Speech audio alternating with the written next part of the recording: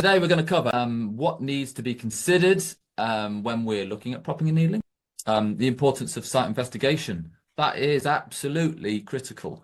And it's really important that we know what the structure is and how it's currently behaving so that we can predict what it's going to do. And it comes down to, yes, we're only less than 20 minutes into the presentation, ladies and gentlemen, but I'm going to say it, and it's GIGO. It's my favorite phrase, I'm afraid. And it's garbage in and garbage out. If the idea of the solution is based on garbage, then the solution itself is also going to be a load of garbage. Proper site investigation is required, and a little thought and money spent at this stage will really make for a much better solution. Okay, next point, lateral stability. Before the wall is removed, the lateral stability of the propping and the floor itself will need to be considered, yes. Support of other structures and not just the wall in question. So don't forget that adjacent floors may need to be supported to remove the live load from the wall and just to reduce the amount of loading on your propping and needling. Yeah, that needs to be taken into account. Next one, okay. So the whole sequence of construction and not just the propping, that's important as well, for a couple of reasons, really.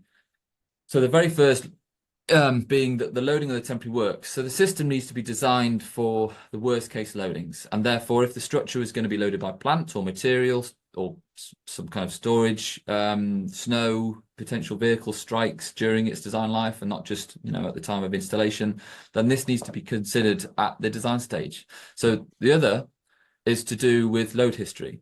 And this is a phenomena that will include how to put the loading back into the permanent work structure once the propping has done its job. So two important things about sequence there. We need to understand the whole life cycle and also how that structure is going to behave in terms of its load history.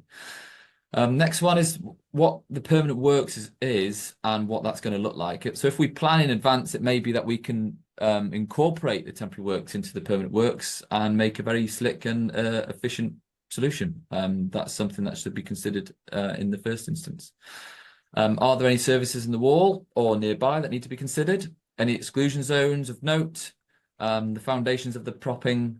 This is important as settlement under prop foundations will lead to an unsuitable support system to the wall. There is always a risk of movement and cracking, even though it's often just very small cracking. But there's always a risk of that. And so having foundations of the props onto some softer ground is just going to exacerbate that situation. How will the new permanent works be installed and how, and what is the plan for that? Are they using Genie lifts? And if so, are they going to be able to put the beam in with the props at certain centers? Is the beam a really long one? And so it's very difficult to get installed into a small room, and will we need to splice it? These are things we need to consider. The allowable deflection in the structure during the works, there will be some movement as I've discussed, but how much is too much? That needs to be understood at the forefront. The loadings that must be considered. So are they all coming from above, or are they point loadings or evenly distributed? And then overall, the overall stability of the structure. Who is taking responsibility for that? Also, what about the sequence of other openings being made and the interface between them? A propping and needling scheme that's just focused on one single opening and the responsibility of that engineer or responsibility of their scope is just that opening is different to the responsibility of the whole structure with, a dozen or more holes in very important structural areas. We need to make sure that overall, all these holes that we're putting in the structure, that is safe and it's not going to lead to a kind of a global stability issue.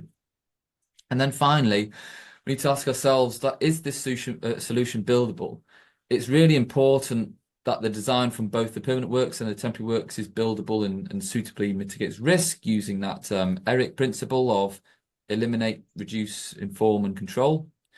Openings in load-bearing structures, they can go seriously wrong if not carried out correctly. So the overall solution must be safe and the sequence of construction must be practical and be able to do it on site safely. So let's use this example to explore some of those points. I've illustrated here the current loadings that will be acting on this wall. So we've got the green ones, which are vertical loadings from the wall above. This could be floors that are loading the wall above and then being transferred down, including the roof above. And it's in the guise of a couple of point loads because there's a services opening there. We've also got a couple of loadings to the right-hand side where we've got thrust from an arch, and we've got vertical load coming down, which is one of the spine walls on there. So let's take it through our list. We've got site investigation. We're looking for wall thicknesses, layout of the structure, including floor spans and floor to ceiling heights, floor construction, so we know and understand what the load is.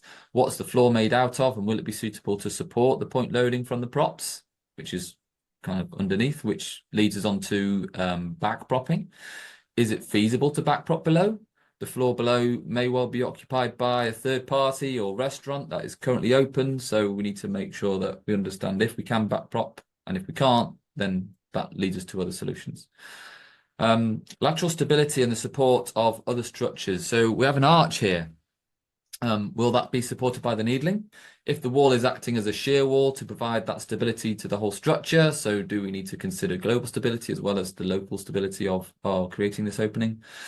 Construction sequence and how the new beam is installed. What's the permitted working space? Are there other systems in place around it, which is going to make installation very difficult? Is there a specific construction sequence required due to site constraints or the permanent works sequencing? Permanent works as well. What does that look like? And does it consider that the temporary works will need to be used to install the beam?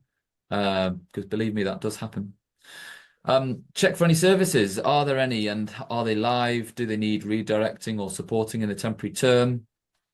Exclusion zones. Are there any exclusion zones which would be required for this scheme? If we're loading the floor below with these additional loadings, then how much more load can that floor take before it fails? Hence why it's typical practice to have exclusion zones in these areas to reduce that loading. But there may well be exclusion zones associated with other temporary works nearby, so that needs to be fully understood. Allowable deflection on the structure. So this should be governed by the type of the structure and its use. So it's very important, as it's often the driving load case for the design of the system, to understand how much settlement or how much deflection are we permitting in this structure. Are we allowed to, is the structure allowed to crack, or is it does it need to remain in pristine condition? Are we supporting the vertical loadings only? And this links back to the arch here. So do we need to provide some horizontal support to that arch, perhaps, to put a tie across so that we're not we're removing that horizontal thrust load right next to what looks like it would be quite a skinny pier and an opening directly next to it. The overall stability of the structure with the openings created. So if this wall is acting as a shear wall of some description, then that global stability assessment may well be necessary. There should be someone reviewing whether you can turn the structure into that Swiss cheese kind of building, which I mentioned earlier, with lots of holes in it. And can they all be completed at once, or do they need to be split between floors so you can carry out the openings on that floor, then complete the permanent works, then you can start the next floor down, etc. And other openings nearby and interface between them. This last point links to the global stability assessment, really. And on some schemes, it is important that you have a separate method or a separate drawing just to say you can do these together or you can do these together, and there's a sequence of when things have got to be completed to make sure that we remain or the structure remains stable. There are other considerations that will be project specific, but if you plan ahead and start discussing these concepts and schemes, then the work should go nicely to pick up all those constraints.